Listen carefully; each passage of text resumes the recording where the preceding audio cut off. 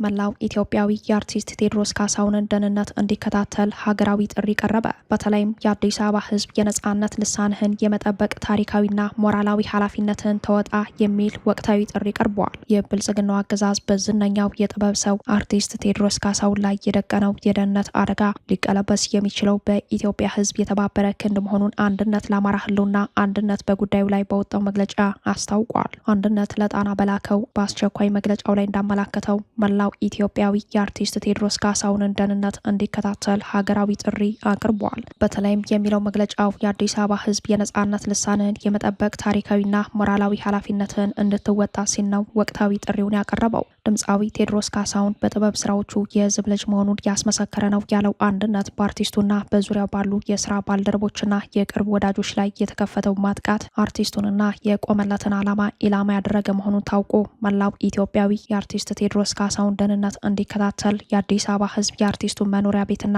አጠቃላይ እንቅስቃሴ በመጠበቅ ህዝባዊ ጋሻ መሆኑን በተግባር እንዲያሳይ ነው አንድነት ጥሪውን ያቀረበው። ድምፃዊ ቴዎድሮስ ካሳሁን ላይ እየተቃጡ ያሉ ጥቃቶች ኢትዮጵያና ኢትዮጵያዊነት ላይ የተቃጣ የጥቃት ዘመቻ መሆኑን በመረዳት መላው የአዲስ አበባ ህዝብና መላው የኢትዮጵያ ህዝብ ከአርቲስቱ ጎን ሊቆም ይገባል ያለው አንድነት አገዛዙ በስካሁኑ ድርጊቱ የአርቲስቱን የቅርብ ወዳጅና የስራ ባልደረቦች በማፈን የግል ስቱዲዮ ንብረቶቹንና የጥበብ ስራውን በኃይል ሰብሮ በመዝረፍ የህዝብን የልብ ትርታ እየለካ መሆኑ ታውቆ በቀጣይ በአርቲስቱ ላይ አካላዊ ጥቃትም ይሁን የአፈና እርምጃ ከመፈጸሙ በፊት ህዝቡ ተግባራዊ ምላሽ ሊሰጥ ይገባል ሲል ነው ጥሪውን ያቀረበው። አንድነት በዚህ መግለጫው ለዓለም አቀፍ ማህበረሰብ ባቀረበው ጥሪ የተባበሩት መንግስታት የሰብአዊ መብት ካውንስል፣ የአውሮፓ ህብረትና ዓለም አቀፍ የሰብአዊ መብት ተሟጋች ድርጅቶች ኢትዮሪካ አልበም ከተለቀቀ ቀን ጀምሮ በአዲስ አበባ በጅምላ የታፈሱ ወጣቶች እንዲሁም የአርቲስት ቴዎድሮስ ካሳሁን የቅርብ ወዳጅ የሆኑትን አቶ ዩሱፍ ያሲንና የስራ ባልደረባውን ማህሌት ሰለሞን አጠቃላይ የታሳሪዎችን ደህንነት ጣልቃ በመግባት እንዲያረጋግጡ